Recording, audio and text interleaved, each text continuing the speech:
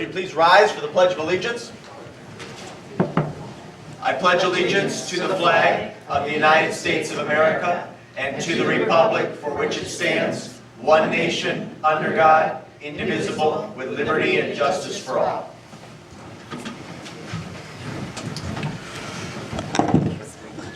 Good evening.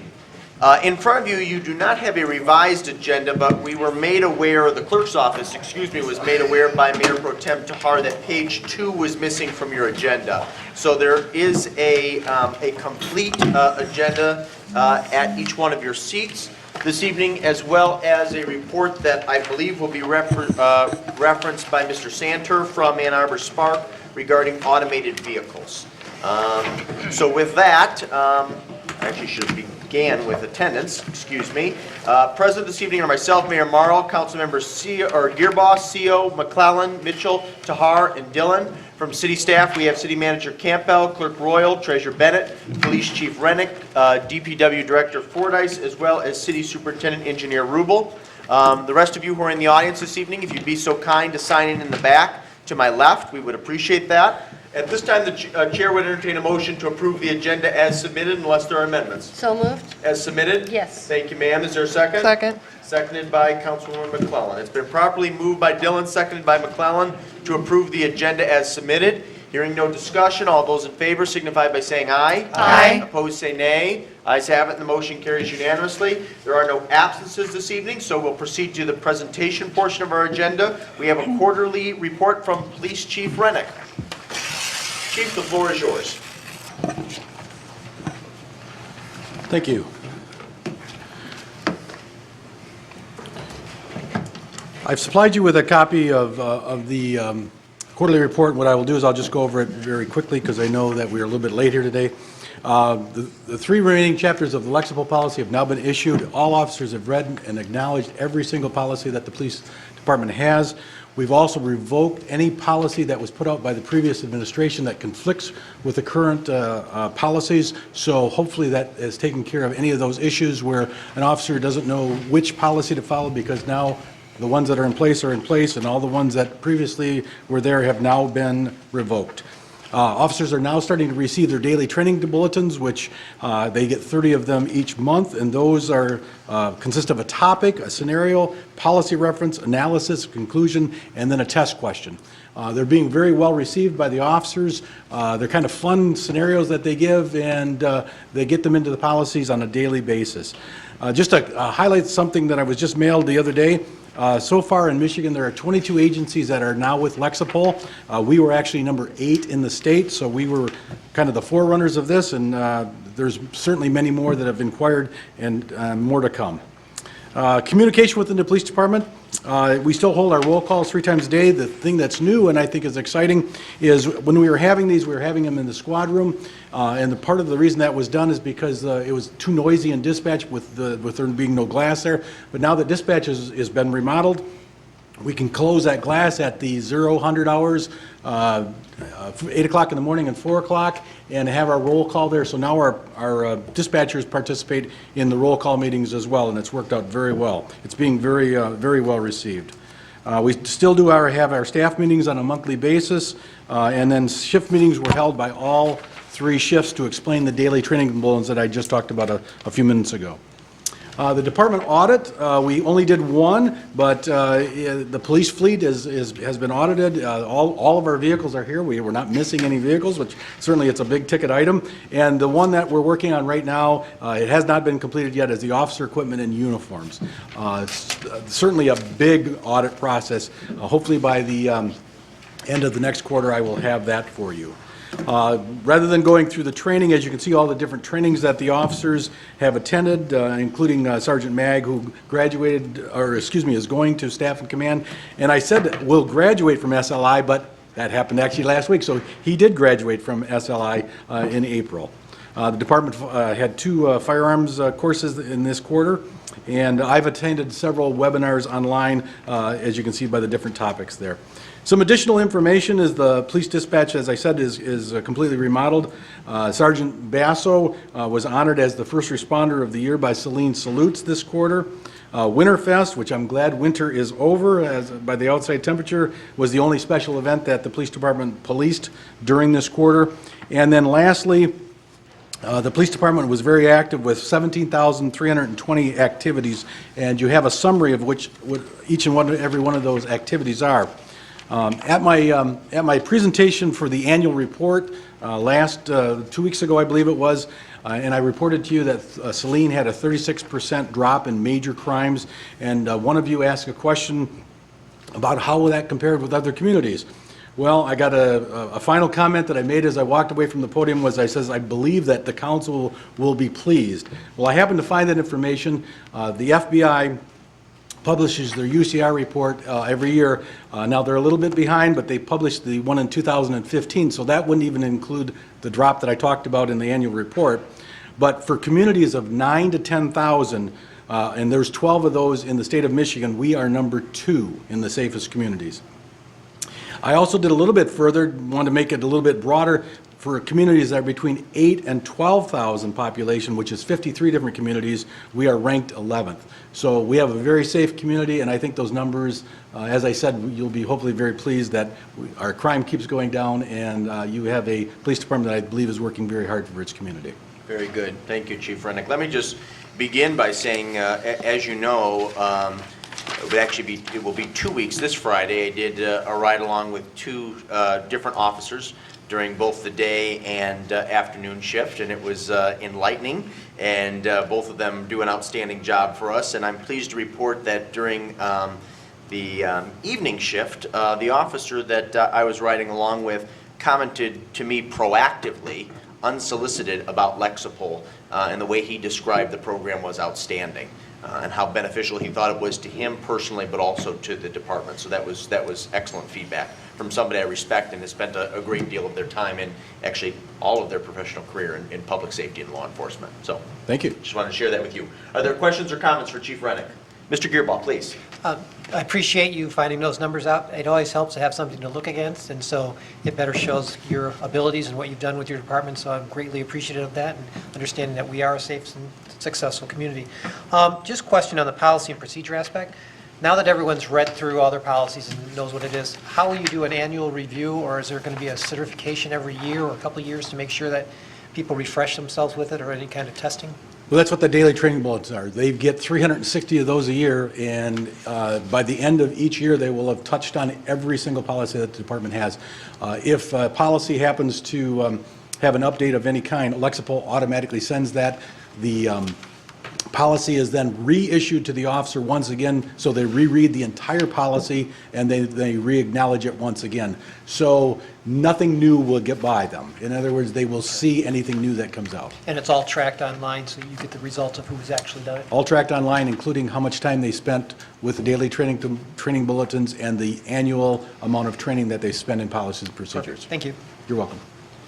Additional questions, Ms. Dillon, and then Ms. Mayor Pro Tem Tahar. I just want to piggyback on Mr. Gearbaugh's question about the daily training bulletins. Correct me, they're not mandatory, or they are mandatory? They are mandatory. They are mandatory. And so is there a time, do they actually have to do them daily, or can they do a month's worth over the weekend? I mean, what is the time involved? They're called daily training bulletins because that's what Lexapol called them, and the owner of Lexapol said that every day should be a training day, and that's how he came up with the name. To answer your question directly, no, they don't have to read them every day. What they do is at the beginning of each month, they get all 30 of them, and then they can read them at their leisure. They could do 5 in one day, skip a couple days, do 5 more. Normally by the end of the month, I think there's only 3 people right now that haven't finished them for the month of April. They enjoy them. They enjoy reading them. They enjoy the scenarios. It really makes policy actually kind of exciting. It's a very good tool. Okay. And then my last part to that question is there any consequence if they don't do them? Yes, there is. Thank you. Ms. Tahar. Yes, thank you. Just a comment. I just wanted to say I appreciate the information in this report and the new format you're using. That's very helpful and useful information. Thank you. Any additional questions for Chief Rennick? Larry, thank you for your time. Thank you. Appreciate your service. We have a guest from Ann Arbor Spark. Phil, we appreciate your service as well and the work that your organization does not only for this community but Washtenaw County. And we are very pleased to welcome here to talk about automated vehicles. Well, thank you and good evening. Appreciate that. I realized Terry was kind enough to send me the guidelines for presentations. I guess after I sort of started on my presentations, and I realized I only had 5 to 7 minutes. So what I'm going to try and do is be as brief as possible and get through what I think is a really exciting but somewhat monumental task of talking about the potential implications of connected, automated, autonomous cars and what they could be on our public. I guess our public streets and what it could mean overall. So I'm going to try and time myself, knowing that you have a full agenda ahead of you and understanding the mayor's focus on timeliness, which I always appreciate.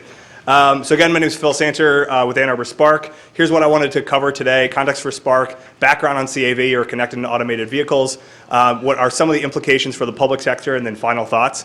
I should mention that this is really a combination of some work that we've done with our partners at the Center for Automotive Research. So I wouldn't have been able to put together this presentation without them. I think what you have in front of you is a copy of a report that we put together as part of Region 9, which is a 6-county partnership. And it talks about what are the public implications. We wanted to sort of lead the pack when it came to what the implications of this could be. And there's really not many communities around the country that are thinking about this in a proactive way, so we want to try and address that, and these are some of the results of that. So context for Spark overall, regional economic development organization, partnered with the city of Saline, of course. We partner with our municipal, MEDC, Michigan Works partners to encourage businesses to grow and expand in the area. And we've also been taking advantage or trying to focus on some areas that we think are going to be the future of Southeast Michigan's economy, which is why we've been focused so heavily on automated and connected vehicles overall. So implications or backgrounds on CAV. So this is a little bit of a definitional system. I think oftentimes there's been a lot of discussion in the press about this. So you've probably heard about autonomous vehicles. It's actually only one section of this overall topic. There are sort of 3 concentric circles here that you see. Autonomous vehicles are on the right. Connected vehicles, meaning vehicles that can actually speak to each other, so vehicle to vehicle, or vehicle to infrastructure, V2I is sometimes what it's called connected vehicles. And then there's another section which is intelligent transportation systems, meaning that when there's a connected transportation system, you can be somewhat intelligent or proactive about how you would try and improve traffic, for example. So these are some terms, and just wanted to kind of get you up to speed on terminology a little bit. So overall, automated driving systems, these are some of the promises that many of the automakers have made when it comes to autonomous or automated vehicles. You can see that there are certain things that are already in place. For example, Tesla famously has their autopilot, which is already on the roads now. And you can see YouTube videos of that if you're interested, or if you have one, you might be already utilizing it. And then you've seen a lot of the automakers have put 2020 or 2021 sort of as the line in the sand for when they want to have this technology deployed in a commercial sense. You can see there that each of these things, there's kind of like a level 3 question mark or a level 4 or 5. I did not include that slide in here due to time, but that's the different levels of automation. Basically, level 5 means a fully autonomous vehicle. So that's the kind of thing where you could just turn it on and then sleep in the car if you really wanted to. If you wanted to. This is a slide on, Gartner has something called the hype curve of technology, meaning that something gets talked about often where it comes to the point, I think the peak of inflated expectations, and then afterwards it goes down through the trough of disillusionment often, and then afterwards it goes through the plateau of productivity. You can see that Gartner as an organization has identified the top of the hype curve for automated and autonomous driving over the past few years. So it just gives you a little bit of sense to benchmark this. We might be entering sort of this trough of disillusionment, and you've already seen that with some crashes and things like that that are already going on. 2 different theories basically when it comes to what I guess autonomous driving could mean for the amount of vehicle miles traveled. There's 2 schools of thought on this. There's either one thought, which is that we're going to increase the amount of vehicle miles traveled because people are going to be able to live out in the country and commute into urban areas, and they won't mind because commutes aren't going to be as bad. The other piece is that because people may not own their own vehicles, they're going to be paying more for their own per ride basis. So it might actually decrease the components of travel, or if they can tie this into a more mass transit option, you might actually see fewer vehicle miles traveled. So two schools of thought on that. Really want to talk about, really in a brief sense, is what are the implications for the public sector on this. One is that there could be a new need for infrastructure. So if there are going to be vehicles that need to talk to each other or need to talk to infrastructure, there could be new vehicle roadside units to be able to count cars or be able to give the cars information on things that might be happening. So there could be a new need for some new types of infrastructure. Similarly, there might be a need for modifications to existing infrastructure. So example here is that if you have a car that is connected to a stoplight, and this is actually something that's already in place now, Continental has a version of this, where it will know when the light is going to turn green, for example, and you can change your speed accordingly to be as efficient as possible with how you're trying to drive the vehicle, and needs to be able to know, though, when that light's going to change. So there's a need potentially for some technology there, as one example. Lane markings, road markings are really important. If you've looked at any of the technology when it comes to autonomous driving, knowing where the lanes are and where the actual vehicle is on the road is extremely important. So there's, in the process now, perhaps some requirements when it comes to lane marking. So this is something that we might need to be painting road lines more brightly or something along those lines overall, as an example. There might also be modifications to how many cars you can actually fit onto a street. So if you don't have to have the same sort of driving distance between you and another vehicle, it might mean that you can fit more vehicles into a space. It also means that cars might be able to be a little bit tighter, so your lanes might not need to be as wide. That's a potential implication as well. And digital infrastructure. So one of the areas for the public sector could be on providing maps or access to things about your community that will make it easier for map makers to be able to pick this up, because knowing where a vehicle is in space is extremely important, and this is an area where there might be a need for that from the public side. This is probably one of the key components when it's come to autonomous driving, which is what are the implications that there could be on parking systems overall. So at a Michigan Municipal League conference that we were at recently, this was a large topic of conversation, which was do you need to have parking structures? And of the existing parking structures, what could happen to this? This is an example of a number of different cars that are parked into an existing structure. It drops off the passenger or the traveler and then heads on their way to be parked very tightly. I think the other implications of this are, if you're going to be putting a new parking structure, for example, you need to be thinking about the longer term use of what that structure could be overall, because it might need to be modified in the future. So I'll try and be really brief here. These are some implications for mass transit. I think these are interesting looking vehicles. You might see some of these deployed around the area. In fact, the Navia on the top left is already deployed at M-City, which is the University of Michigan's campus for connected and automated vehicles. So that's already there, French company. So why do we think this is important for us? We think this is the future of the state's economy overall. There's been quite a bit of conversation about the difference between Silicon Valley and Detroit, or California and Michigan, when it comes to the future of the automotive industry overall. We want to ensure that our region is poised to address these questions moving forward, because we think this is a critical area for our economy to be moving forward in. And this is actually just some background slide for the American Center for Mobility, which is a passion project of ours that we've been working on for redeveloping Willow Run into a much larger connected and automated vehicle validation center. So I had a number of sort of final thoughts on this. I think overall, I'll maybe talk out of both sides of my mouth a little bit. On the one hand, I think the public sector can be really innovative in this. When we're talking about the economic development implications for this, companies are often looking at what public sector, what areas are thinking about the implications or the implementations of autonomous vehicles as places where they would then want to go and do business. On the other side, the market's dynamic. There's not been really any commercial applications of this yet. And I think that we have to figure out what the implications of that are going to be today in 2017 as opposed to a few years from now.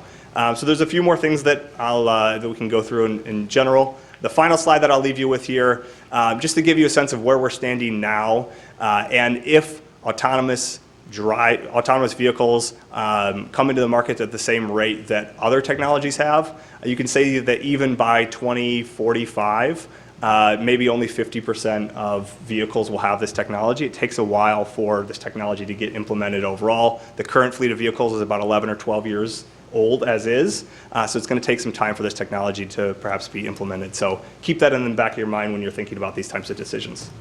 So with that, I will leave questions.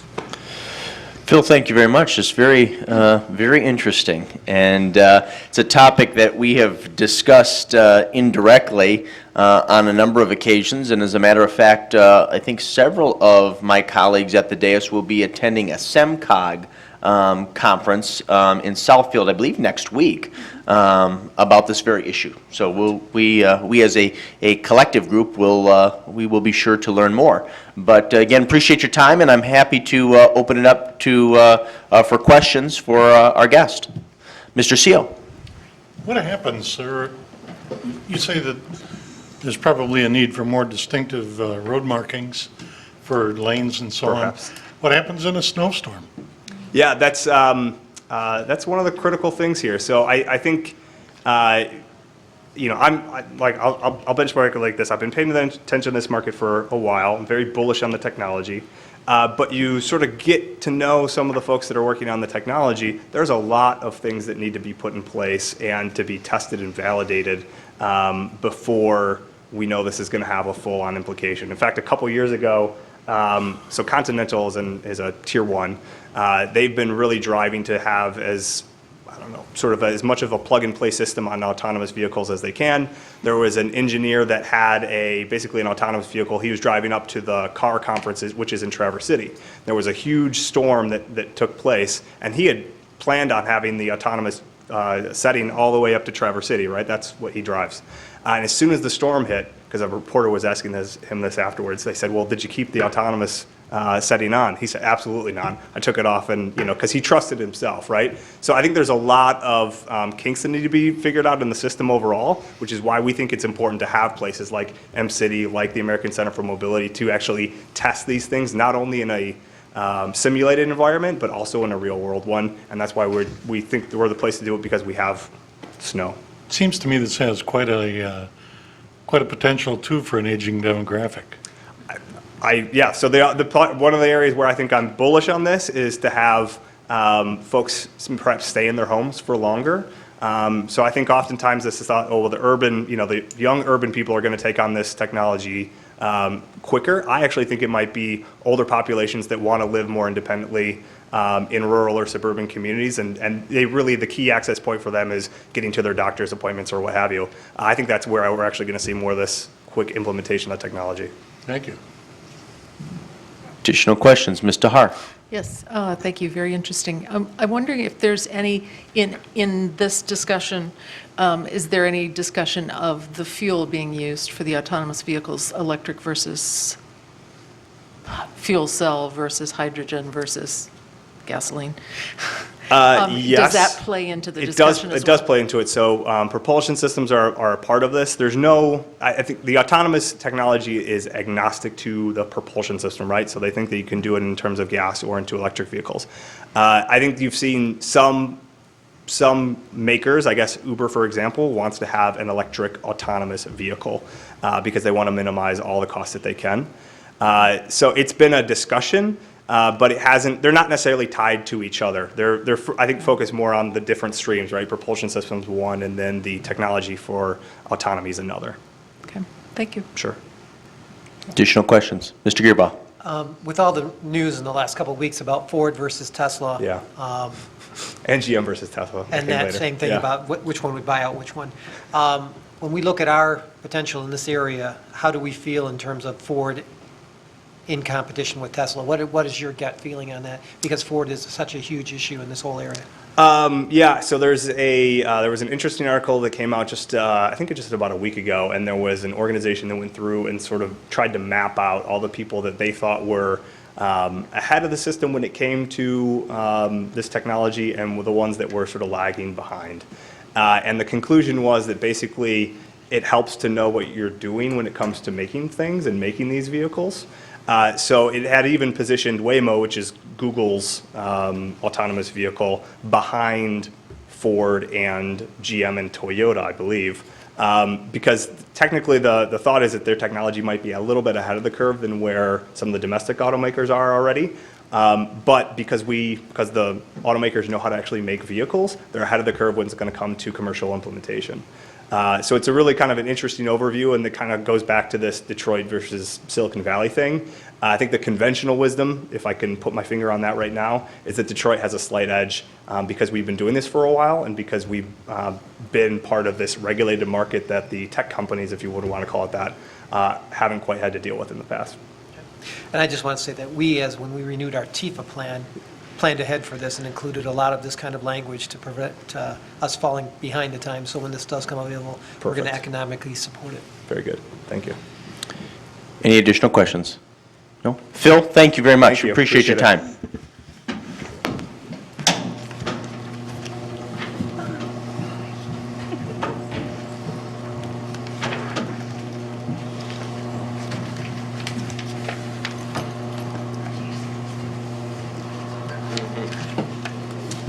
We come now to citizen comments on agenda items under the Open Meetings Act. Any citizen may come forward at this time and make comment or question on an item that appears on this agenda. Comments will be limited to 3 minutes per person. Anyone who would like to speak is requested but not required to state his or her name and address for the record. Are there any citizen comments?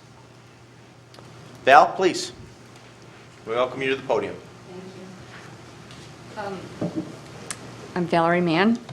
What else did I need to tell you? Just That's that? it. Okay. I'm not sure if this is the right time for this. I talked with Terry, but it's not really about something on the agenda. It's a letter from the Friends of Farmers Market that I want to read to you guys. Why don't you, say again? Yeah. Why don't you, you're correct. Generally, or exclusively, excuse me, the first comment period is limited towards comments on agenda items. But if you want to stick around to the end of the meeting, that last public comment period, you can talk about anything you'd like to talk about. How long do you think that'll be? I heard a meeting a couple weeks ago lasted till 11. I'm not really up for that. Yeah, I don't think you have to worry about that tonight. Okay. I'm thinking that maybe about an hour or so. Okay. Okay? All right. Sorry about that, Val. No problem. I'll ask again, are there any citizen comments on agenda items? No, then we'll proceed to the consent agenda. The following consent agenda will normally be adopted without discussion. However, at the request of any citizen or council member, any item may be removed from the consent agenda for council discussion. Move to approve as submitted. Thank you, Councilmember Seo. Is there a second? Second. Seconded by Councilwoman Mitchell. Mitchell. Excuse me, I'm sorry. Hearing no discussion, all those in favor of approving the consent agenda as submitted signify by saying aye. Aye. Opposed, say nay. Ayes have it, and the motion carries unanimously. We move on to public hearings. This is item 17-66. This is Zippy's Car Wash Special Land Use. It'll be a series of 3 motions. The first motion is to open the public hearing at 8:09 PM. So moved. Been moved by Gearba to open the public hearing. Is there a second? Second? Seconded by Dillon. All those in favor of opening the public hearing signify by saying aye. Aye. Opposed, say nay. Ayes have it. This public hearing is now open, and anyone who would like to speak regarding the special land use application by Zippy's Car Wash is invited to come forward to the podium. Move to close. Second. Moved by CO to close the public hearing at 8:09, and it was seconded by Councilman Gearba. All those in favor of closing the public hearing signify by saying aye. Aye. Opposed, say nay. Ayes have it. This public hearing is now closed. Final motion will be a motion to acknowledge receipt of the March 23rd, 2017 memo from the Saline Planning Commission and to approve or not to approve the special land use for Zippy's Car Wash. Move to acknowledge and approve. Thank you, Councilmember Seo. Is there a second? Second. Seconded by Councilwoman Mitchell. We do have our guests from Zippy's Car Wash, and I think you brought some of your family members as well. Very well behaved, gentlemen. Thank you. We would welcome you to the podium if you'd like to make any additional comments at this time. You don't have to, but if you'd like to, we would be delighted to hear them. Okay. Very good. Are there any questions for the applicant? Mr. Hart. I notice on this, that the vacuum islands are on the Michigan Avenue side of the building, and I don't recall if we had a conclusion about this in earlier discussions, but I do recall there was some discussion about having them not visible from the street. So presumably, Well, so they're on at the front of the building, so my question, I guess, is how do you plan to screen them? Sure, yeah, good question. And maybe we can pull up the most recent landscaping plan, which directly addresses that. So Okay. last third quarter of 16, the concept plan that we showed did show the vacuums on the front or on the north side of the building. Okay. Yeah, I confess I did not go back and look at that. That's okay. And the primary reason for that is that vacuum customers in general, prefer to see and be seen when they're vacuuming. So the idea with keeping them at the front is that customers can very easily be seen from the street, and if they happen to be there at dusk or dawn, for example, they can both see and be seen in those locations. So we have added, at the recommendation of planning, additional screening and berm. So the screening takes the form of various types of vegetation, including two of the Saline, I think we call them streetscape fences, with the pillars and the horizontal white beams. So there are two sections of those, as well as a variety of vegetation along the front, as well as earthen berm that's designed to provide both an attractive appearance to the building as well as natural screening. Okay, thank you. Sure. Thank you. Additional questions? Does the screening affect the see and be seen thing a little bit? It's, I would call, kind of dispersed, Okay. so that it provides, both screening from a landscaping standpoint, as well as still visibility from the street. Okay. So, Additional questions? Ms. Dillon? Are the vacuums available after hours or just while the business is open? they are available after hours, although typically when folks are not washing their vehicles, they're not using the vacuum. So we've typically not had an issue with that. Thank you. Any additional questions? Corey, thank you very much. Okay, thank you. Any subsequent discussion on the motion? No, then we'll proceed to vote. It's been properly moved by Seal, seconded by Mitchell, to acknowledge receipt and to approve. All those in favor signify by saying aye. Aye. Opposed, say nay. Ayes have it, the motion carries unanimously. We move on to new business item 17-67. This is change of date for the Saline Area Fire Department Special Assessment Public Hearing. This will be a motion to acknowledge receipt of the memo dated April 7, 2017 from Clerk Royal, and to approve or not to approve the changing of the fire special assessment public hearing date from May 1st to May 15th, 2017. Move to acknowledge and approve. All right, I'll let the McClellan be the mover and Gearbaugh be the second. Clerk Royal, do you care to make any comment? No, it was just a timing issue. Okay, very good. Any questions for the city clerk? Any subsequent discussion? No, then we'll proceed to vote. It's been properly moved by McClellan, seconded by Gearbaugh, to acknowledge receipt and to approve. All those in favor signify by saying aye. Aye. Opposed, say nay. Ayes have it, the motion carries unanimously. We move on to new business item 17-68. This is salt barn roof replacement. This will be a motion to acknowledge receipt of the memo dated April 12, 2017 from DPW Director Fordyce, and to approve or not to approve the salt barn roof replacement and to award the contract for replacement of the tension fabric roof to Clear Heights Construction LLC in an amount not to exceed $25,694. Move to acknowledge receipt of the memo. Been moved by Gearbaugh to acknowledge receipt of the memo. Is there a second? Second. Seconded by Tahar. DPW Director Fordyce, do you care to make comment? And after you do, we will entertain questions from the dais. Sure. Our salt storage barn is a tensioned fabric roof structure, so it has a concrete foundation, kind of a metal framework, and then there's this fabric that's stretched over that provides the roof structure. Relatively inexpensive at initial construction. In exchange for that, you have to replace a roof about every 10 years.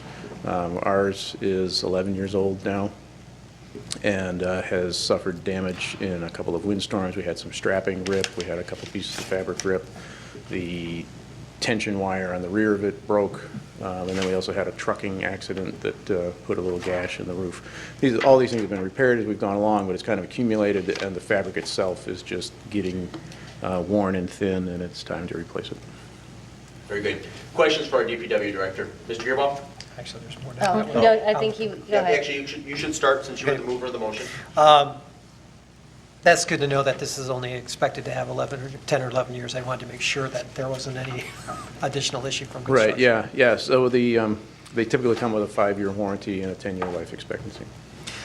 Is there going to be any insurance money if there was damage as a result of the storms or anything?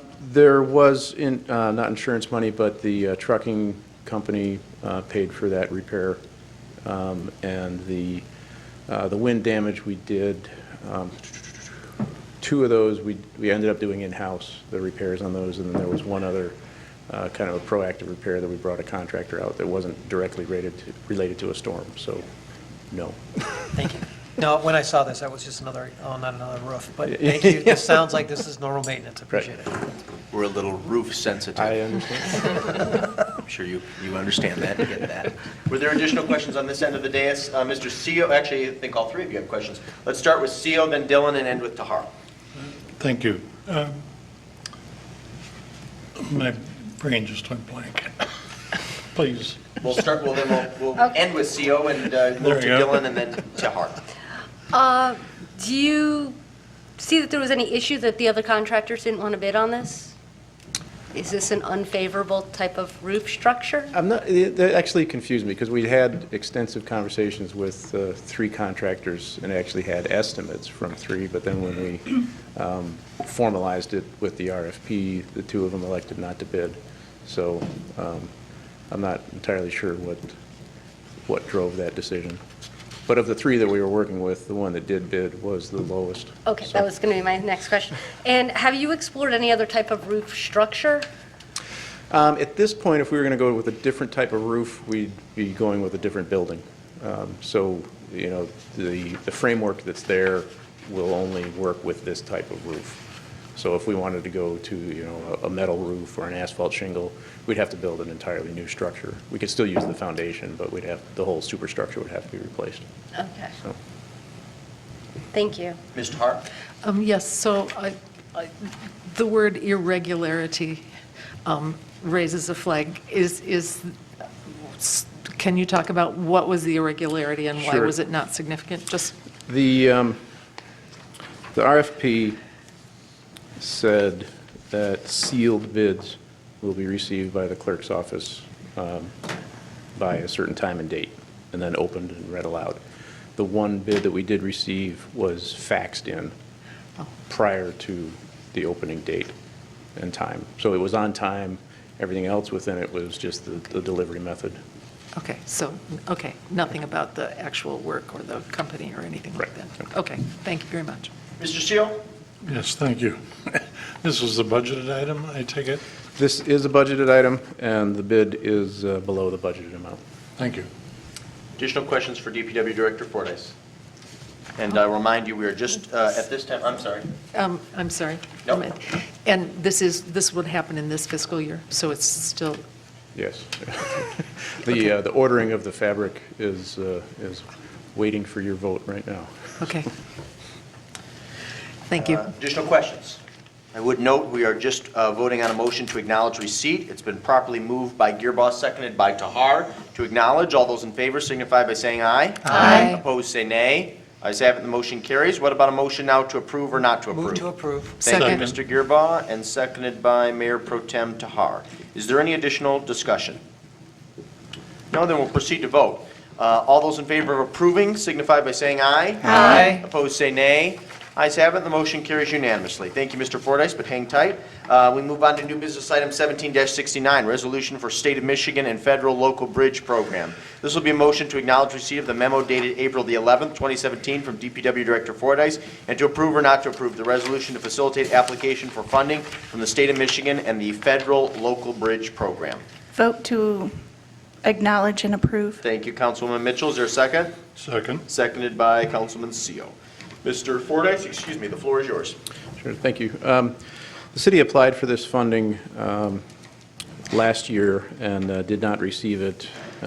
So planning on, would like to give it another try for this rehabilitation project. And this would provide us funding for the project in fiscal year 20, which is the state's fiscal year 20. So it would be towards the end of R20, beginning of R21. They're October 1, right? Yeah. The bridge is, it's in pretty decent shape, but inspections over the past couple of years have shown early signs of deterioration, and trying to get ahead of that and trying to do a most beneficial project. And kind of boils down to, we could do a rehabilitation like I'm proposing here and, get 30 to 50 years of life out of a $500,000 project, or we could do an intense preventive maintenance project for about $300,000 that would give us 10 to 15 years. So to me, it made sense to go after the rehabilitation money. The reality of that is that generally bridges that get rehabilitation funding are in much worse shape than our bridge. I'd like to go ahead with this second attempt to do it the right way, in my mind. Should we fail this year, would look at reconfiguring the project to qualify for the preventive maintenance funding in a subsequent application. Very good. Okay. Questions for DPW Director Fortas? We'll start with Mr. Gearbaugh. Jeff, on that bridge, is that whole bridge in the city? I've had people complain about how bad it's broken up, the road and the potholes and everything. Is that the bridge itself, or is it the road leading up to the bridge? The bridge is completely in the city, and there's about 150 feet of roadway south of the bridge that is also in city jurisdiction. So that section that people are complaining about is a city street. Is there anything that we can do to that, or is that part of the whole bridge project? A significant portion of that would be redone with the bridge project, because the rehabilitation of it includes removing about this much asphalt and putting this much concrete, which then changes all the approach angles. And it also includes, bridge standards these days include a concrete approach slab. So there'd be about 40 feet of concrete going to the south. So not only would we replace asphalt with concrete, it would be at a different grade, so then the asphalt further south would also need to be replaced as part of this project. So I've been hoping to just kind of keep patching that piece together until we know what we're doing with the bridge. That's one of the things I didn't know, if we could do some of our mill and patch, whatever, to hold it for now. Yeah, there's not a heck of a lot left of that roadway right now, so it's kind of a filling in potholes and. So that's really all you can do. Yeah. Yeah, okay. Patching. I didn't- Doesn't. Yeah, it's you're either just patching it or repaving it at this point. So. Sorry to cut you off, Mr. Gearbaugh. Nope, that's fine, thank you. Well, that was, you raised that when we first invested in the patching equipment, that if the road is so bad, the Yeah. results are negligible. Right. So, okay. Additional questions? Ms. McClellan, and then I'll jump down to my right. This is probably a little bit early to be talking about this, but this doesn't include the design, any kind of redesign of the bridge. I guess I know there's a lot of talk about the water trail from Curtis Park to Milan and, making that opening to canoes, kayaks, that kind of thing. Is there any implication for this bridge with that, and maybe having the potential to redesign it in such a way to accommodate for that? In the conceptual plan, there are pedestrian improvements on the top of the bridge. I don't think there's, this wouldn't include any changes to the abutments or the existing box beams. So all those existing elevations under the bridge would stay the same. And off the top of my head, I can't think of a change that would need to be made to facilitate canoeing through there. Okay. But the design is not set in stone by any means. So when we get to that phase, we can certainly look at that issue and see if there's something that makes a bridge more canoe-friendly. Yeah. Okay, thank you. Additional questions? Ms. Dillon? So moving forward to the Plan B, what is the likelihood of success? Higher. Significantly higher? Yes. Okay. Yeah, significantly higher. And would it be the same time frame? No. So it would be 1 year further Yeah, out? Yep. I guess what I'm trying to figure out is, does the bridge deteriorate each year? At what level is it deteriorating to where, when is it going to be a real issue? Yeah. So we do maintenance on the bridge right now. The primary form of that maintenance is maintaining through crack sealing, the same crack sealing that we do on the rest of our streets. We do the bridge every time we do crack sealing in the city. So that helps keep water from seeping down and leaking between those box beams. And that's the main deterioration cause, is water getting into the structure of it and leaching material out of the box beams or or corroding the reinforcing steel. So by doing that, we extend the life of it, but that deterioration goes on. And so yes, it is, every year, the bridge gets a little bit older and, loses some amount of its structure. But they are inspected, thoroughly inspected every 2 years. So we, before it becomes an issue, we know. So if we needed to reduce the load rating or something like that, we'd be, we're well positioned to see those problems before they become dangerous. I'm not sure if that really answered your question. I think so. I'll let it go at that. So thank you very much. Oh, I did have one other point, though. Yes. If we restructure this as a preventive maintenance project, at that point, we would probably include all 3 of our bridges in one large project. So our other 2 bridges do need some work, but it's relatively minor. So I was going after the big dollars on this one, and then we would fund the other stuff in-house. But if we have to go with that Plan B, it would include all 3 bridges. Makes sense. Thank you. Any additional questions? Just real quick. Please. Was the 3 bridges, is that Waterworks and then North Ann Arbor Street, or am I missing it? North Ann Arbor Street is technically not a bridge. The Woodland going into Northview, that's a the other one I bridge. was And thinking then the tri-culvert on Waterworks is a bridge. How bad is the one on Woodland? It has, it's a different type of structure, but it has kind of the same problem. It needs approach slabs to reduce, they call them impact stresses on the bridge. So right now with the asphalt approach lanes and the concrete deck, we often get a little bit of settling, and there's kind of, as cars come up to it, they hit that, and that causes a little motion in the bridge that wears out some of the, basically the suspension of the bridge underneath. So it's not, it's still in the, the top tier of ratings for bridges, but it's what they call functionally obsolete because it doesn't meet the current standards. So, and in not meeting those current standards, it's receiving some wear that could be alleviated. And DPW has patched that bridge, or at least one side of it.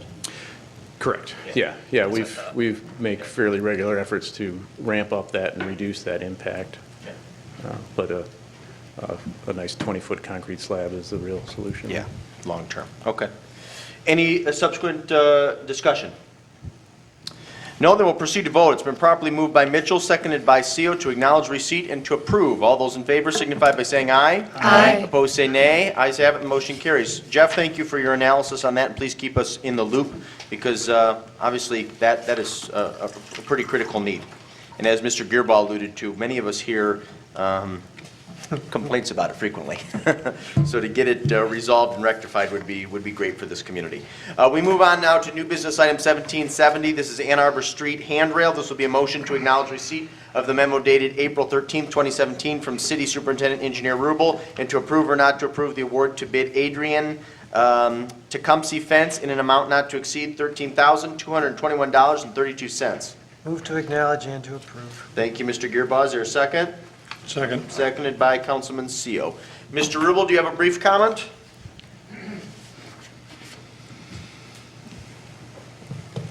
You're probably aware we did try to bid the project out in December when we found out it's our responsibility to put the railing up and the need for it. At least 6 firms expressed interest in it when I contacted them. However, on the bid date, no one bid. I called them up, and subsequently, majority of them said, well, we shut down for the winter, which they didn't tell me the first time I called them. But anyway, we had success this time, even though we expanded the bid list to 7. The 2 companies that submitted quotes are dependable companies. Adrian Tecumseh Fence was very responsive and gave us a very good price. Yeah, have a good reputation. Questions, comments for our city engineer? Mr. Seo and then Ms. Dillon. So the design is that's depicted in the photos that came in the packet? Correct, and as specified by the same bid documents for design and materials were that which was developed by Fishbeck, as I mentioned, and that, like the railing we have up downtown, next to what was formerly it's the bank parking lot next to the car wash, and so that type of fence would match streetscape. Very good. Ms. Dillon? That was my question. So you're saying two different things. This picture is a flat top fence. Are you, Correct. are you telling us this is what we're getting, or are we getting pokey tops? Oh, you're right. It doesn't have the top, We have finials? no, No finials? no, because this is a walking railing. It's not a particularly a fence, it's a walking railing. Right, okay. I just wanted to make sure. Good clarification. Okay. And I assume it's going to be level, even though, to match the grading? It Meaning will, the fence will have a straight profile? well, where the sidewalk's level, it'll be level, but where it tapers down, Is the it'll be, fencing it'll going be to the taper? it'll be the same distance off of the sidewalk. It has to follow the grade of the sidewalk. Most fences do, like the library or like the cemetery and every place else, you know. When the land goes up, fence goes up, fence goes down. You want to comment? So it has to maintain a certain height. I believe, Gary, I believe it's 42 inches, is that right? I believe it's 42 inches I high. believe so. Okay, Maybe 42 that's, inches high. that's what I want, thank you. Uniform height. Additional questions? Mrs. McClellan? Just a clarification on the difference between the two bids. There is quite a bit of money. Is there a reason for the quality difference, or is it just because Adrian is a local company versus another one? Yeah, the local company is more familiar. They do a lot of work here in Saline. You're probably familiar with them. And Future Fence, I've never dealt with, and they're farther away. They have travel time, mobilization, those kind of costs. Okay, thank you. Anything further? Oh, how, Please. how quickly will they, I see that you said they would have it installed by June 1st. It will take them, when would they start? Well, we go through the agreement process. You know, we have to get the insurance, sign the agreement, and then, but we're going to call them right away tomorrow. Okay. And get the materials on order. Fantastic. Yeah, It'd just be nice to have it in place when our new business is open. that's, yeah. Any additional discussion? No, then it's been properly moved by Gearboss, seconded by CO to acknowledge receipt and to approve. All those in favor signify by saying aye. Aye. Opposed, say nay. Ayes have it, the motion carries unanimously. We move on to new business item 17-71. Don't go too far, Mr. Rubel. This is the 2017 proposed master plan. This will be a motion to acknowledge receipt of the memo dated March 31st, 2017 from the Saline Planning Commission, and to approve or not to approve the distribution of the draft of the master plan to adjacent communities and other outside agencies for 63 days of comment period as required pursuant to the Michigan Planning Enabling Act PA 33. Move to acknowledge and approve. Thank you, Mr. Har. Is there a second? Is that CO? Yes. Thank you, sir. Mr. Rubel, do you want to make a comment? Basically, it says, written, Carlisle Wortman wrote the language that the council needed to enable the plan to move on through the noticing procedure per the Enabling Act, the 63-day noticing period. Planning Commission staff did spend a considerable time, starting in October 2015 with the open house, and worked through all of the revisions, step by step, on each of the segments of the master plan. So there's some tweaking, improving throughout the entire document, including the maps, the data in the back from the Census Bureau, as well as what they gather through SEMCOG and other agencies. And so it's upgraded throughout to current statistics and needs. And like I said, it did go through a process that with the Planning Commission, they had their own subcommittee to review this also. Mr. Campbell and I both went through it page by page on the final draft before we got this far, so it met all of staff's needs too. Very good. Mr. Gearbo, I don't mean to put you on the spot, but as Superintendent Rubel alluded to, there was a work group who met for nearly a year, made up of yourself, Assessor Skull, who also sits on the Planning Commission, as well as Chairman Beardsley, and you worked with various consultants from Carlisle Wortman. Do you care to make any comment on the process or the outcome? Yeah, there were a number of reviews, and I think one of the things we were looking at was in terms of what was going to happen down the road in the next 10 years, but also some of the zoning changes and things. And as Councilmember McClellan just pointed out, even though all the eyes were looking at this, there's still the ability to miss something. So I think we've done a good job at this, but having the input from all the other other government bodies and from the members of council here will help to get this to be a better than what it is product right now. So we appreciate any kind of additional information. planning has gone through most of it, and I think it's a good plan to get in place so that we can move forward. I think it's excellent work, and we welcome additional comments and feedback similar to what Mr. Gearboss said. Mr. Rubel, thank you for your comments. Any discussion or comments on this? Ms. Tahar? Yes, I just have a question about the cover memo. The first motion recorded from the Planning Commission meeting says that the commission is approving the final draft master plan with the following changes, but I don't, were there changes? I don't believe there were. There's a few highlighted spots in here I saw that don't have dates and stuff. Is that what Is you're? that, It might I have just been wondered that, what the and changes also, there were. were some other changes in terms of what was identified on the zoning maps. They were colored wrong, and like Union Okay. School is no longer an educational zoning type thing, so that had to be changed. The only other changes were some minor information regarding population and some other aspects that we wanted to have updated to be more, I think they were using 2010 information, and so we had more stuff for 2015. There were a lot of assumptions based upon the recession. Prior to the recession, we wanted to have the stuff more brought up to current. Right, okay. And Please. another, yes, so on page 4, there's a reference to the non-motorized transportation plan with a 2017 date. Are we, That is being reviewed by Parks, I believe. okay, Yeah. so it's coming. So it's kind of a eventually- combination, okay. so all this Yes. comes together at some point. It's forthcoming. Okay, and then just a comment on page 14. Please. There's a note here that the city should consider updating the community gateway plans, and I just would like to say yes to that. I would agree. I think that would be a good next thing to do, or sometime soon. Right. Thank you. Ms. McLeod? Just one more, I think, more editing thing than anything. I'm not sure that there's asterisks here, but there's no reference on here what the Okay. asterisk is, We'll take note of that. on the future land Yep. use page. That should be added. I'm good. Anything else? Obviously, this will be coming back. If there's no subsequent discussion, there's a motion on the floor moved by Tahar, seconded by Seal, to acknowledge receipt and to approve. All those in favor signify by saying aye. Aye. Opposed, say nay. Ayes have it, and the motion carries. Thank you, Mr. Rubel. We move on to the discussion portion of our agenda. First up is commission, committee, and task force reports from council members. Are there any? I'll start with Ms. McClellan and then Mr. Gearbaugh.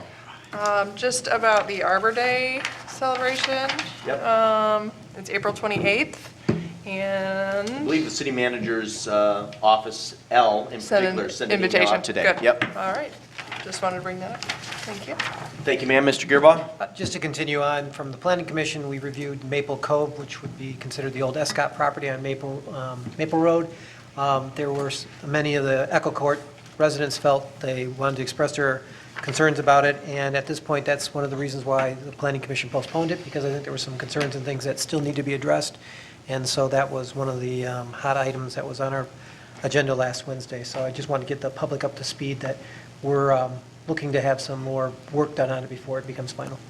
And I would also note, as it relates to that, is there was an email forwarded to all of you by Assistant Clerk Gray that was sent by the Homeowners Association or the Condo Association at Echo Court expressing concerns. And we did verify that that group wanted that memo sent to council, not to Planning Commission. So if you'd like to respond to that, you are certainly welcome to do so. I did respond today on behalf of my office indicating basically what Mr. Gearboss said, that there were concerns. That's the reason why it was unanimously postponed by the Planning Commission, and we hope that many of the problematic areas are addressed when it comes back before us a week from this Wednesday. And of course, I encourage them to attend that meeting if that is their wish. Mr. Yeah, and I Gearboss. want to just clarify that this is a different development than Maple Oaks. Maple Oaks is on our old service property where the police station used to be. This is behind the homes that are right there across from the mobile home park. And we did communicate to the residents, the development does not require a special land use. So it will be before planning for preliminary and then final site plan. It is unlikely that anything would come before council or any other body, potentially zoning board of appeals, but I'm not aware that they're requesting any variances. Yeah, and if, well, there were some deviations that potentially would be an issue, but if they adjust for that, then there wouldn't be any need for it to go to before ZBA or whatever. Okay. Additional committee commissioner task force reports. Mr. Hart. Yes, a reminder from the Environmental Commission that e-waste recycling takes place at City Hall on Saturday, April 29th, starting at 9 o'clock, I believe. Very good. Check your various electronic sources of information for the exact hours. Very good. Ms. Mitchell? Thank you. The Historic District Commission is reviewing an applicant's packet regarding some outside materials for a house, and it also revising the first draft of the mission statement. The Human Rights Ordinance Task Force has been meeting weekly. We have been meeting with community stakeholders. We finished fielding questions from our city attorney, and we are in the process of contacting other municipalities who have passed similar measures. I met with Mary Hess to tour the Woodland Cemetery Mausoleum. That was instructional. I was downtown for the Easter egg roll. Thank you for that, for those who helped. And then I believe a number of us are going to the autonomous vehicle seminar next Tuesday. Good. Thanks. Any other commission, committee, or task force reports? About reports or other announcements? Mr. Gearbaugh. Cleanup day is on Saturday. You didn't You just mention it. mentioned it, That's yeah. sorry. That's transfer. All right, if there are no, No, that's Oh. a separate, no. what was the, I'm E- sorry. I did e-waste. Saturday is cleanup day, but at the farm also. So the intent is to have people come downtown to help clean up, and you'll see little signs in the windows. Oh, I'm sorry. And that's to help clean up downtown and make it a little better looking. But we can also use help out at the farm. There's a lot of trash that's blown into the fence from from all over the place, from Forcia and so forth, that we're going to look to help clean up. But we'd appreciate it, the help out at the farm. When is that, Mr. Gearbaugh? This weekend, I on think it's Saturday. from 9 to 2. And just meet out at? Meet out there, there'll be individuals that can help. There's a list of things that, if there's individuals that can help pick up. It's kind of really just picking up stuff around the farm and Gotcha. getting it Debris and ready- garbage. ready to open it. Okay, very good. Any other reports or announcements? Mr. Hart? Yeah, I think the Saturday cleanup day, there's also downtown cleanup, Main which Street. Main That's Street Main is Street, yeah, organizing. right. So check their, I assume it's on their website for details. Call the. And there's signs on the windows, actually, of the buildings uptown. Any other reports or announcements? No, then, Mr. Campbell, an update on the wastewater treatment plant? Let's see. I think included in my, essentially a repeat of my communique, but the filter number 1 went down a couple weeks ago from some bearings issues. That's supposed to be back up this week. Number 2 has been moving along and working properly for quite some time now. So I guess that is good news. The do-all scrubber, that has been turned off for the last couple weeks. And then also, in addition to that, last week we began accepting septage again. And as of, I think when I said I put out my communique last Friday, there had not been any additional complaints to date that we had been made aware of. And I still hadn't been made aware of anything today. And then I believe a representative or representatives from NOVA are planning to be here to address council at your May 1st meeting. I have to say, I was walking into a lunch appointment with Mr. Gearbaugh on Saturday, and as he will note, I received a voicemail from a resident of Marcana Court and thought that that was going to be our first odor complaint in some time. But in reality, it was this gentleman expressing a respectful concern because his court's garbage had never been picked up. So I only raise that. It's not really, it's sort of a non sequitur, but I would encourage citizens when something like that happens to contact city offices. Waste management is a huge conglomerate, can be very difficult to navigate through, and I have to give kudos to the city manager who worked during the weekend to make contact with waste management, and all of those residents got their garbage picked up on Sunday morning, and they were very appreciative. So, and knock on wood, glad it wasn't an odor complaint. Mr. Gearbaugh. Just on the waste treatment, could we reach out to some of the neighbors that are right next door, like Mr. Roth or Ms. Armbruster or something, just to see what they actually, just at this point, because I want to make sure that they have not noticed anything. If we could do that, I appreciate that. Additional comments? No, then let's proceed to council laptops. I believe, Mr. Gearbaugh, you were the one who initiated this idea. Yeah, it wasn't necessarily laptops, but more tablets. Because we've become so much more electronic-based and everything, and our papers and so forth, one of my hopes was that we would move forward to, one, become more green, but the other part of it is that it seems easier to search things and everything, we'd have that information. The other aspect of it being that we would no longer have to have our police force delivering packets and so forth, because I know that can be something that we'd rather do away with if we can. And the other piece of it was I was hoping that maybe that it would be something we would do with planning, because planning even gets even bigger packets, and the requirements that we make of all the developers to produce at least as many packets for the number of members on the commission becomes more and more of a, I don't know, I think putting it together and trying to make all the issues and, make all the copies and everything. And if you use a tablet or something, we can search and go through that and go forth. The other piece of it is, I know that we have tried to do some work in meetings here, and there's an issue with getting behind the firewall, I believe, unless we, when we try to use the servers here or the Wi-Fi. And so that would give us an ability to actually have those set up so they're more protected. I know there are concerns about what's happened in Ann Arbor and so forth, about emailing and everything going back and forth. But it's really more, my intent is to have more of the ability. We've already got everything basically being produced and saved to the city's servers and scanned, as the clerk has already done. So really putting together the paper package and everything is just another administrative piece that if we can focus her efforts and her staff's efforts on something else, we would then be able to maybe get a little more other aspects of things done. So I'm looking at it from an efficiency aspect and everything. I know Mr. Campbell has concerns from our attorney's perspective too, of what is considered foiable or what is considered inappropriate use of the device. But I think we could come up with guidelines like we have before. And I think over time, the cost savings would adjust itself from the reduction in the cost of producing paper and the hours. Here's what I'd like to propose, and I would assume, well, I guess I shouldn't assume, let me hope that there's no objection to this approach.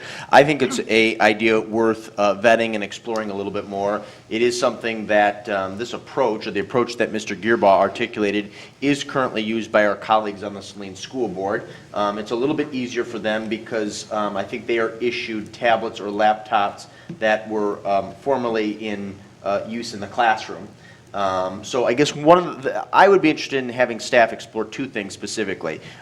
Certainly we do not need anything fancy, anything new. If there's a way to utilize or to acquire used equipment from some entity like Saline Area Schools or some other jurisdiction, I think that would be ideal. The only thing we're really talking about is being able to search for information and having our packets provided electronically. That's correct, isn't it, Mr. Gearbaugh? Yeah.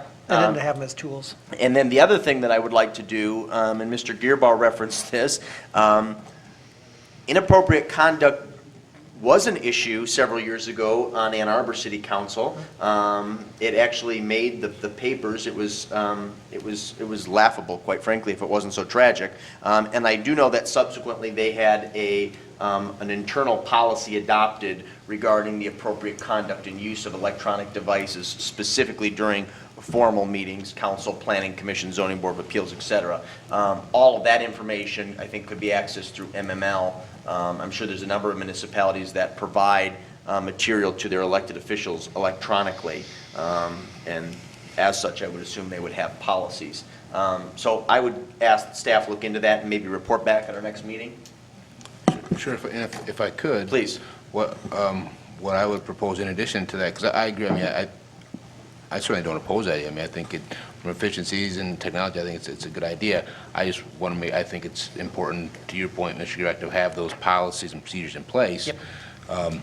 But in any case, my thought is that we could have make it part of a work session coming up, and we would bring in, Chris Schonk could come in and get into the kind of the details of the technology and that type of thing. Maybe get some insights from legal counsel as well. Correct. I think that sounds good. Okay. Unless there's objections. So, and I don't know if it'll be for next meeting or but in the next couple meetings. Budget should be a priority. Yeah, I was kind of looking at the idea of it being considered part of this year's budget, but it wouldn't be implemented until maybe July or so forth, whatever. That we wouldn't implement tablets or whatever until next fiscal year. So it'll be part of the next Right. So the fiscal year 18 budget that we're currently considering. Right. Very good. Ms. Mitchell? I just want to quickly note that on the searchable issue, sometimes documents are photographed rather than uploaded as a PDF. If they're photographed, we cannot search them, but there is an application available, it's low cost, to turn a photograph into a PDF, and I just want to make staff aware of that extra step that might need to be taken. So it's a little technology workaround. That's interesting. I just conferred with the clerk. She says almost exclusively, if not exclusively, things are downloaded, not photographed. We scan them. You scan them. Okay, good. Okay. All right, well, this will return. Mr. Seal, did you have something further? Just a quick comment. In these days of my waning eyesight, let's not get too compact with these devices.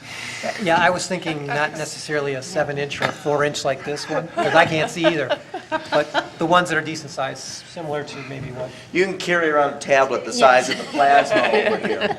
It'd be very striking. Paper's better than that. All right, this issue will return for consideration and discussion. Last item up is the FY18 strategic plan.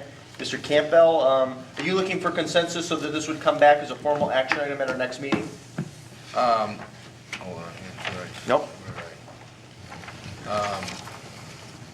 So yeah, this was certainly, as we've done in the past, where handed out, given a couple weeks to review and make any comments, and then I had hoped to receive comment back tonight, would make potential changes, then bring it back for the May 1st meeting for consideration. Okay.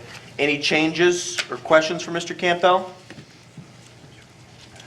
Then I think we're going to proceed with putting this on the agenda as an action item at our next meeting. If, of course, in the interim you have questions or concerns, please do not hesitate to contact Mr. Campbell directly. Okay, very good. Thank you. We'll move on. Now's your time, Val. Thank you for being patient.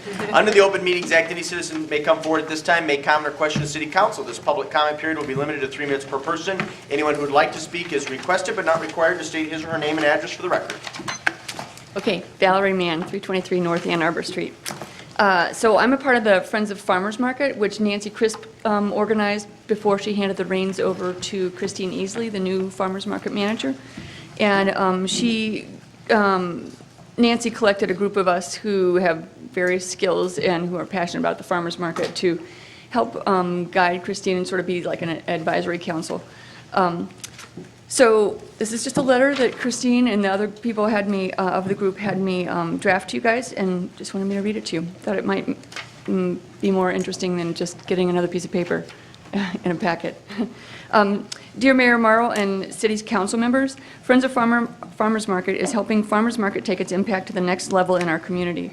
We're presenting this letter suggesting the city supports the Farmers Market in a concrete way by including the Farmers Market as a line item in the next City of Saline budget you are drafting. We have solid data that shows the economic impact of the Farmers Market to our community. And Christine used a online tool called marketumbrella.org.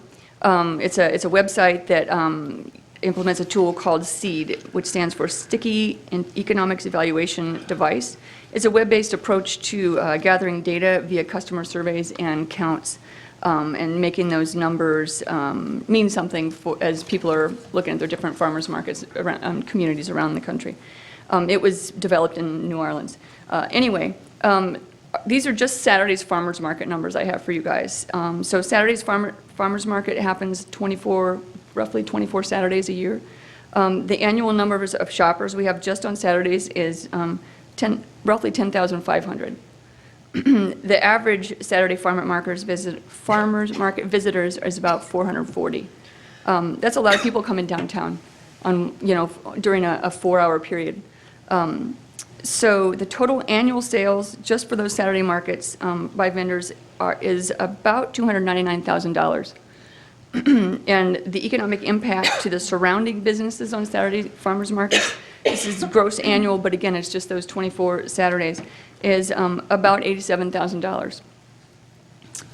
The average sales receipts from the surrounding businesses on a Saturday market day is about $3,600, average sales per business. And the annual sales tax collected by surrounding businesses for Saturday market days is $5,215 in Michigan sales tax. The farmers market requires adept management and innovative thinking. We have great vendors and want to not only keep them, but bring more vendors into our market and have more options for consumers at the market. Part of keeping those vendors and drawing more is consistent marketing, bringing in customers, and making Saline's market a valuable business incubator for our vendors. Is that 3 minutes? Yeah. Keep going. Okay, just a paragraph. There's escalating competition for our vendors in terms of a growing number of farm markets. Ms. Easley, the market manager, has already implemented some engaging kids activities to the indoor market for winter and plans more activities for the Saline community members and families for the outdoor market. She's implemented a credit card machine so that vendors who don't have that technology may build their sales volume with customers who didn't bring enough cash. She has made the EBT SNAP card sales more seamless, signing the market up for Double Up Food Bucks. Are you guys familiar with Double Up Food Bucks? It's a state program that encourages the folks using their SNAP cards to patronize farmers markets because they get double the dollars for Michigan-grown fruits and vegetables. So those dollars go right back to Michigan farmers. So more options for purchasing, whether with credit card sales or SNAP cards, naturally means a lot more administration and effort in terms of reporting, accounting, and paperwork. Building momentum takes not only energy but money. Please keep the economic impact of the farmers market at the front of your minds as you plan the city's budget for next year. Respectfully, Friends of the Farmers Market. And as a farmer's daughter, I can tell you, I remember very much my father saying, "You got to spend money to make money." So, thank you. Thank you, Val. And Can we have a copy of the letter to put in our record? Yep, and I have a draft of, that Christine put together for sponsorship opportunities. Very good. So again, it's just a draft, but something interesting. Very good. And I can email that to you if you'd like to share it. Very good. We can scan a copy and distribute it to council. Okay. Appreciate the letter and appreciate your thoughts. There's no doubt, the farmers market has proved to be greatly beneficial to the community. I think we're all looking forward to the Tuesday market relocating to Rentschler Farm. Our new director is bringing a lot of creativity and energy to our farmers market, and we're hoping to take it to the next level, but that can't be done without dedicated people such as yourself. So we appreciate your passion and your involvement in the market. We will certainly consider the request at our next budget meeting, which will be 2 weeks from tonight at 6 p.m., and we'll keep you in the loop. Great, thank you. Thanks, Val. Are there any additional public comment? Is there any other business to come before Saline City Council? Then please note our next meeting will be on May the 1st with a work meeting beginning at 6 and a regular meeting at 7:30. We do not have a work meeting scheduled for the 15th, but there may be one depending on how things proceed with the budget, and then a regular meeting at 7:30. There are no absences, so the chair would entertain a motion to adjourn at 8:58 p.m. So moved. Moved by Gearbaugh. Is there a second? Second. Seconded by Dillon. All those in favor of adjourning signify by saying aye. Aye. Opposed say nay. Ayes have it. This meeting is adjourned.